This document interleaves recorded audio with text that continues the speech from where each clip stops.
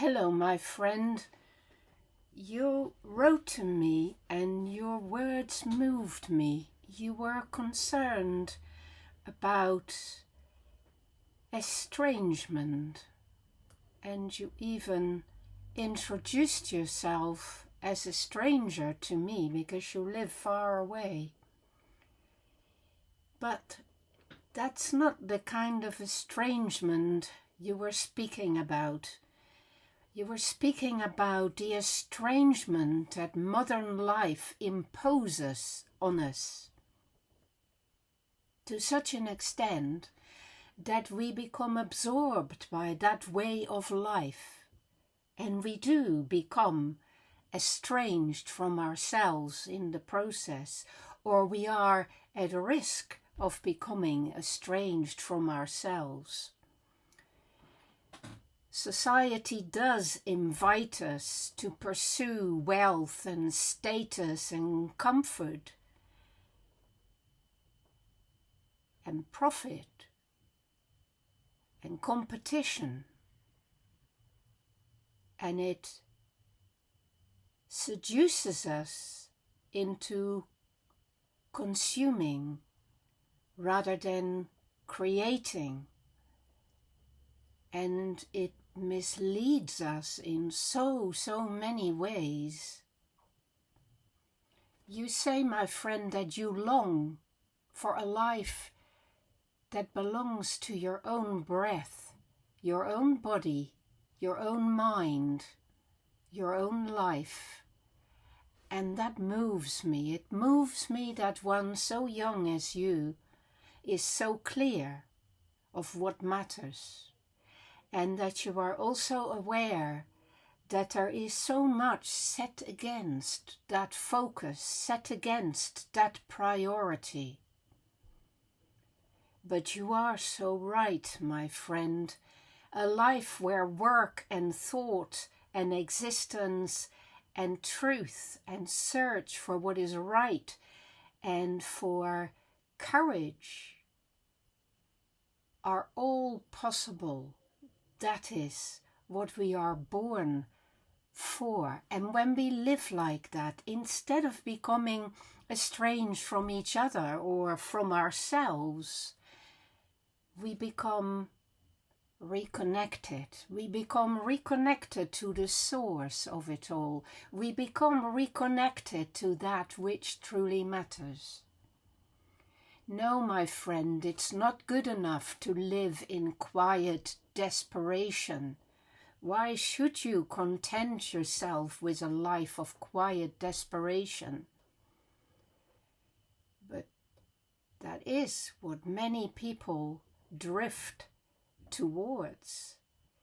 It is very much where many people end up, and then they think they have a mental illness, but really they feel that they have lost the foundation, they have lost track of who they truly are and what they're truly capable of.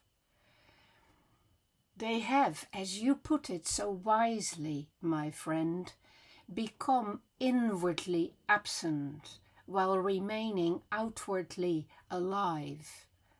You are a bit of a poet, aren't you? And it is hard to be a poet in this world that reminds you of having to be concrete and realistic and have all these superficial values that take you away from the depth. But you know you're not fooled, are you? You know that they're on the wrong path, and you know that it is a challenge to reconcile this authentic life you want to live with the demands of contemporary society, which is so complex and so demanding because we have to be able to do so many layered things in order to just stay safe. But let each of those things you have to do in everyday life be done in a different spirit, in a spirit of attentiveness so that they come back to life again instead of just being buttons you press or duties you perform or chores you get on with. Let each of those modern realities in turn, in their own right, give you something to think about, something to be thoughtful about doing. That's what I aim to do, to stand in the real world, to teach, to write, to be with people, to help people, to do my work, and to do my work in the house so that I live a good life and I eat good food and I have a nice bed to lie in. All those things matter too.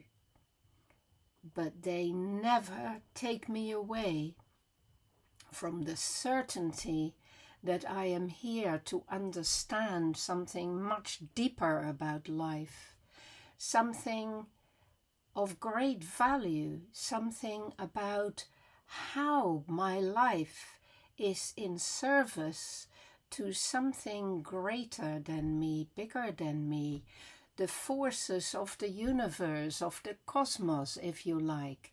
And without going all woo-woo about it, it matters to remember that we represent something else, that we are here in order to reconcile, as you say, the tension with the world, but also to be not abandoning ourselves from that deep connection to our roots and to the skies, to what is, to being.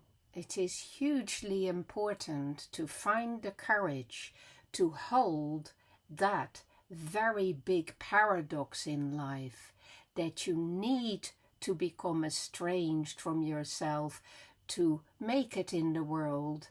And in order not to go under in that world, you need to become a little bit estranged from that world and focus on your inner world and keep building that up and keep arranging that until it has become a blossoming garden, my friend, in which it is good to dwell.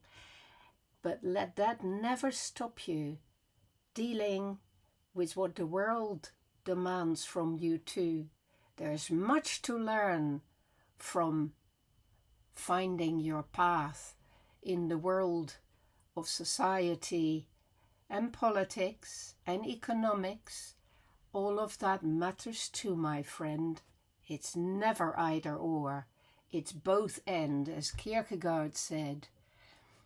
The challenge is to bring the finite life and the infinite life together through your everyday existence. I hope that addresses your problem a little bit. You'll have to find your own answers, but you asked me for my views, and that is what I have concluded through the journey of my own life. You take good care, young friend.